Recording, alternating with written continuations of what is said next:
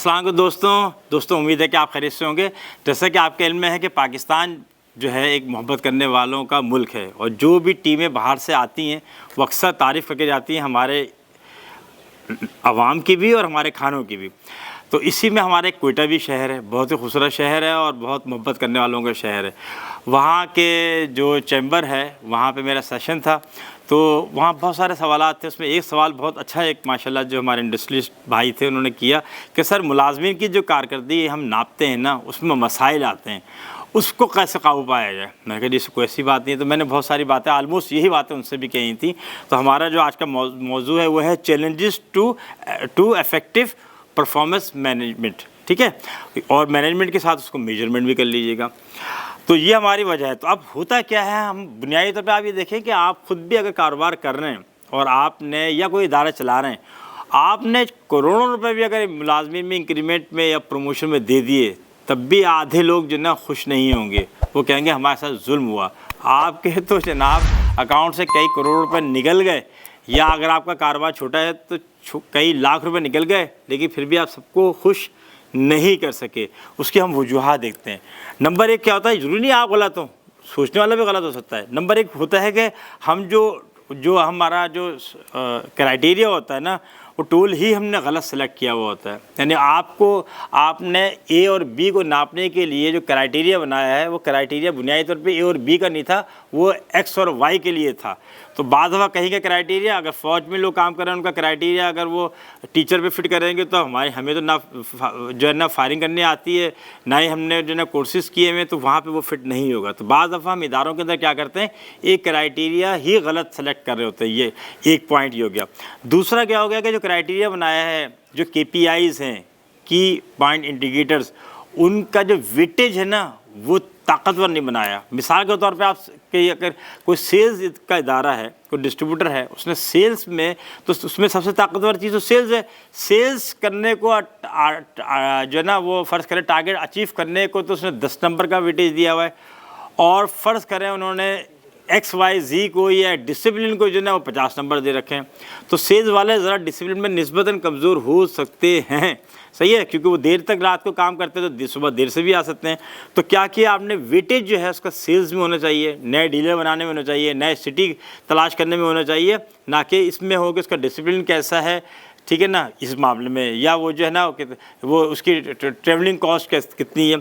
تیسرا ذاتی پسند ناپسند بھی بن جاتا ہے کہ بعض دفعہ کیا کرتے ہیں کہ جو مینیجر ہوتا ہے اس کو کوئی امپلائی پسند ہوتا ہے تو اس کو مواقع بڑھنے کا موقع دیتا ہے وہ، اور کہیں جہاں جو اسے پسند نہیں ہوتا، اس کے معیار پہ نہیں آتا، یا اور بھی وجوہات ہوتی ہے، آرگنائزیشن میں اپنی پولیٹکس ہوتی ہے، وہ وہاں پہ اس معیار پہ نہیں آتا تو اس کو وہ پیچھے کر دیتا ہے۔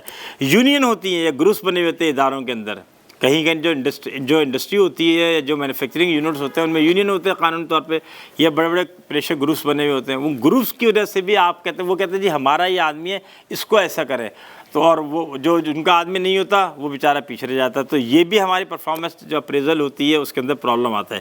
اس کے علاوہ اس ادارے سے باہر بھی تو پریشر گروپس ہیں۔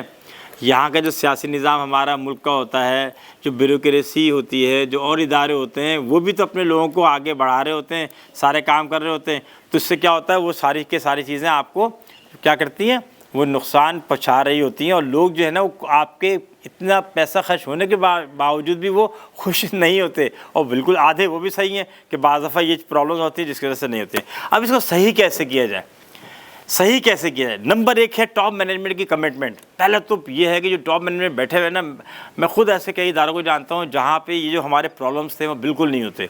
اس ٹاپ مینجمنٹ نے طے کیا ہوا ہے کہ نہیں، ہم نے بالکل 100% ایمانداری کے ساتھ اور سنسیریٹی کے ساتھ کرنا ہے۔ تو پہلے تو یہ کہ ٹاپ مینجمنٹ کی کمٹمنٹ ہو کہ ہم نے بالکل سچائی کے ساتھ سارے کام کرنے ہیں، گھوڑے کو گھوڑے والا ٹریٹمنٹ دینا، گدھے کو گدھے والا دینا، اور بالکل بھی جو ہے نا ہمیں رعایت نہیں کرنی اس معاملے میں۔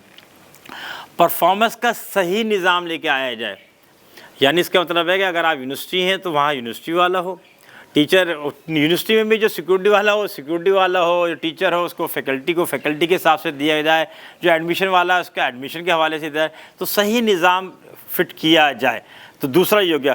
تیسری بات یہ کہ آپ جو بھی پرفارمنس اپریزل کا سسٹم بنا رہے ہیں وہ آپ پبلش کر دیں، مشتہر کر دیں، اور پھر شفافیت بھی ہو. ان سے کہہ دیں جی ظفر صاحب کو اگر 88 مارکس ملے ہیں تو جناب یہ دیکھیں اس میں فلاں چیز میں اتنے، فلاں میں اتنے، فلاں میں اتنے، یہ 5 چیزوں میں انہیں 88 ملے ہیں. آپ پبلش کر دیں اس کو. جس کو کلیم کرنا ہوگا کہ ظفر صاحب کا ڈسپلن خراب ہے، یا ان کی ٹیچنگ اسٹائل صحیح نہیں ہے، یا فرض کریں وہ سیلز میں کام صحیح نہیں کر رہے، یا جو نا پروڈکشن میں وہ صحیح جو نا وہ پروڈکٹ کو ڈیزائن نہیں کر رہے، تو دودھ کا دودھ پانی کا پانی ہو جائے گا، اور آپ بھی سیدھ ہو جائیں گے. یعنی کہ ہم کے اس بات پہ کہ جناب یہ تو سب کو پتہ ہے. دیم اس کے اندر جب بھی ہم یہ ساری چیزیں کر رہے ہوں اس کا A to Z تمام اسٹیک ہولڈرز ہوں، اس میں ملازمین بھی ہوں، سپروائزرز بھی ہوں، اور ٹاپ مینجمنٹ بھی شامل ہوں. اور اصل بات یہ ہے کہ جو انصاف کے لیے کہا جاتا ہے کہ انصاف ہونا ہی چاہیے، انصاف نظر آنا بھی چاہیے. تو یہ جو ہمارا پرفارمنس اپریزل کا سسٹم ہے نا، یہ ہمیں صحیح کام کرتا ہوا نظر آنا بھی چاہیے. جب یہ صحیح کام کرتا ہوا آنا چاہیے تو پھر اس کو ریلیٹ کر لیں ملازمین کی کارکردگی جانچنے میں مسائل، تو آپ کے مسائل 10% 20% رہ جائیں گے جو ہیومن ایرر کی وجہ سے ہو سکتے ہیں. تو یہ یاد رکھیں، جب ملازمین کو یہ یقین ہو جائے گا کہ ہماری پرفارمنس صحیح طریقے سے گیج کی جا رہی ہے، صحیح طریقے سے گیج کی جا رہی ہے، تو ان کا موٹیویشنل لیول بڑھ جائے گا. تو وہ بڑھے گا تو ان کی ایفیشنسی اور افیکٹونیس دونوں بہتر ہوگی، اور آپ کے ادارے کی جو ترقی وہ بالکل اس کو کوئی روک نہیں سکتا انشاءاللہ تعالیٰ. تو امید ہے کہ آپ کو یہ موضوع پسند آیا ہوگا. اس کو آپ ان لوگوں کو ضرور بھیجیے گا جو لائن مینیجرز ہیں اور جو HR مینیجرز ہیں ادارے کے اندر، اور جو لوگ پڑھ رہے ہیں HR، وہ تو ماشاءاللہ ان کو تو آپ نے یقیناً بھیجنا ہے. اپنا اور اس چینل کا بہت سارا خیال رکھیں. پھر ملاقات ہوگی. السلام.